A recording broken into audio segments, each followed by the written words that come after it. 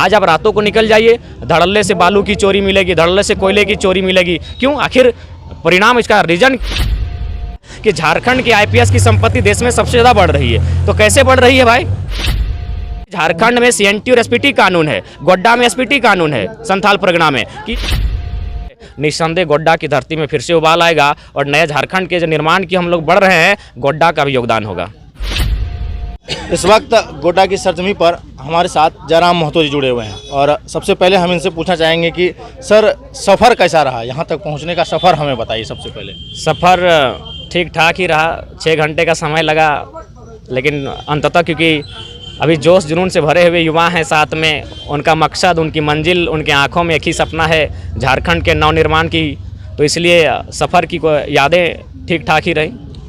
अभी आप लाइव आए अपने फेसबुक पेज से और उसमें आपने जानकारी दी कि कहाँ कहाँ आपका आगे का कार्यक्रम है। अगर हम कहीं नहीं पहुँच पाए तो मेरे नहीं पहुँचने की वजह से कार्यक्रम जो है वो रुकना नहीं चाहिए। बिल्कुल, हम तो बार बार यही कहते हैं कि हम एक छोटा सा सिपाही हैं, ये आंदोलन तमाम झारखंडियों का है। यदि हम किसी कार्यक्रम स्थान पर नहीं जा पाते हैं तो उसके लिए आप दिल से ना लें, कार्यक्रम को जारी रखें। हमारे और साथी हैं, वो बातों को रखेंगे, लोगों को समझाएंगे कि आखिर इस आंदोलन को नहीं लड़ते हैं तो झारखंडियों को क्या नुकसान होगा और अगर लड़ते हैं तो क्या फ़ायदा होगा।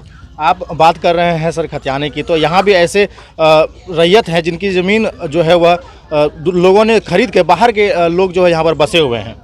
देखिए, पहली बात है, जो लोग ज़मीन खरीदते हैं उनका खतियान नहीं, उनका डीड बनता है। इसीलिए हम बात खतियान की करते हैं कि स्थानीयता खतियान के आधार पर तय हो। दूसरी बात, किसी के पास पट्टानामा है तो पट्टानामा तय करेगी, किसी के पास हुकुमनामा है, हुकुमनामा तय करेगी, और किसी के पास अगर नहीं है तो ग्राम सभा तय करेगी। गांव के 100 गांव के लोग उसको लेटर पैड में लिख के देंगे कि हाँ, ये व्यक्ति हमारा है, ये हमारी भाषा, हमारी परंपरा, हमारी संस्कृति से परिचित है, यह व्यक्ति झारखंडी है। सारे ऑप्शन हैं। जो झारखंड के लोग हैं उन्हें निराश होने की कोई आवश्यकता नहीं है। आप कहते हैं कि हमारे पहले ज़माने में जो पंचायत में जो फैसला होता था वो फैसला सही था, लेकिन अभी जो फैसला किया जाता है वो उस आधार से नहीं देखा जाता है। बिल्कुल, मैं कुछ दिन पहले ही हिंदुस्तान पेपर का कटिंग पढ़ रहा था, उसमें लिखा हुआ था कि हिंदुस्तान में एक केस ऐसा है जो आज 200 साल से लटका हुआ है। अंग्रेजों के काल से वो केस चल रहा है, लेकिन अभी तक फैसला नहीं हुआ है। और ये भी वो पेपर में आगे ये भी लिखा था कि यदि आज तक जितने भी केस पेंडिंग है उनको अगर तुरंत अगर हम लोग उसका रिजल्ट आना शुरू हो जाए तो लगभग 200 या 300 साल लगेंगे। तो स्पष्ट है, न्यायपालिका पर सवाल उठेगा ही। आप 300 साल लगेंगे, इतने केस पेंडिंग में हैं, तो उससे अच्छी हमारी जो ग्राम पंचायत थी, हमारी जो ग्राम सभा थी, जो हमारी प्रगणित सभा थी, तो हमारी जो व्यवस्थाएं थी वो इससे बेहतर थी। हम लोग चुटकी में फैसले का हल करते थे। अगर एक गांव से नहीं होता था 10 गांव जमा होते थे और अंततः एक 22 भी हमारा होता था। हम लोग भी भूल रहे हैं धीरे धीरे। तो वो चीज़ें बहुत ही खूबसूरत तरीके के साथ हमारे आपसी विवाद को समझौते के साथ आसानी से सवाल जवाब के साथ उसे तर्क के साथ हल कर लेती थी। तो ये चीज़ें सही बात है कि इससे बेहतर हमारी ग्राम सभा थी। अभी झारखंड के कितने जिलों में आपका ये कैंपेन चलने वाला है? अभी देखिए, पहला बात है, झारखंड के जिस जिले से जहाँ से हमें बुलाया जाएगा वहाँ जाएंगे। कोल्हान यात्रा हो चुकी है, रांची यात्रा हो चुकी है, हजारीबाग यात्रा हो चुकी है, बोकारो धनबाद हो चुका है, कोडरमा हो गया, आज गोड्डा में है, और निसंदेह कुछ दिन बाद फिर खूंटी का कार्यक्रम है,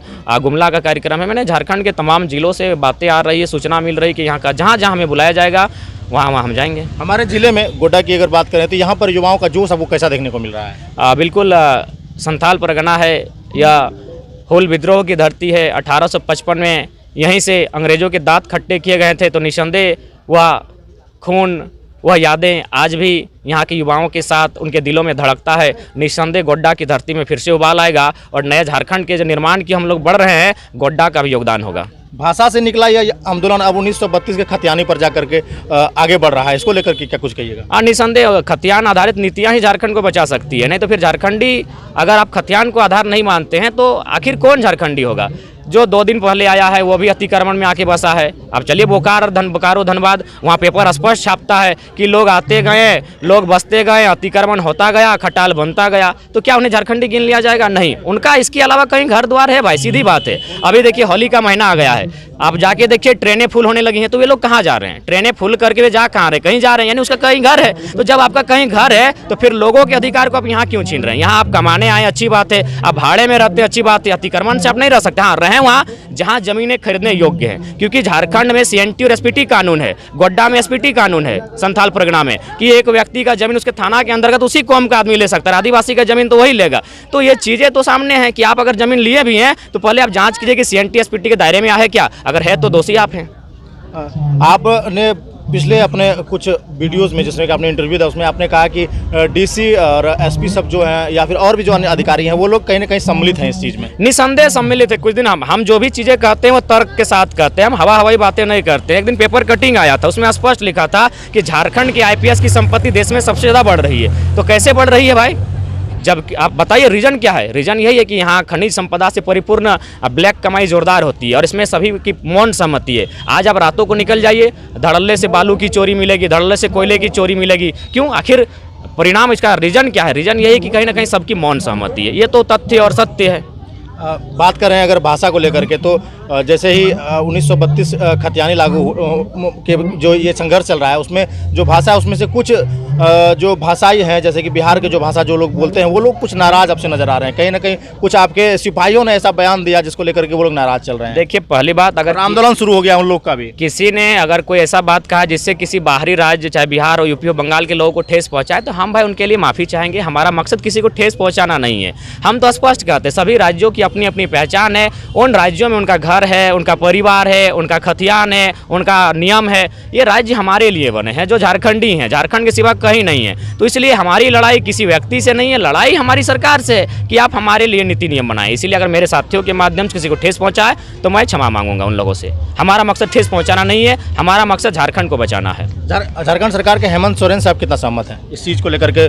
जैसे कि अभी तक जितनी भी सरकारें बने किसी से सहमत नहीं है, किसी से सहमत फिलहाल की बात करूं तो नहीं, किसी से सहमत नहीं है। सब केवल और केवल सेंटीमेंट का, भावनाओं में बहकाने का काम करते हैं। यहाँ के मूलवासी आज भी दतवन पत्ता बेचते हैं और बाहर के लोग को चोरी से कोयला बेचते हैं, बालू बेचते हैं, जंगल की लकड़ियाँ बेचते हैं, लाखों कमाते हैं। यहाँ के लोग बड़ी मुश्किल से 200 रुपया दिन में मजदूरी कमाते हैं। तो किसी से सहमत नहीं है। जी, बहुत बहुत धन्यवाद हमसे जुड़ने के लिए। अभी इनका कार्यक्रम गोड्डा में होना है और उसको लेकर के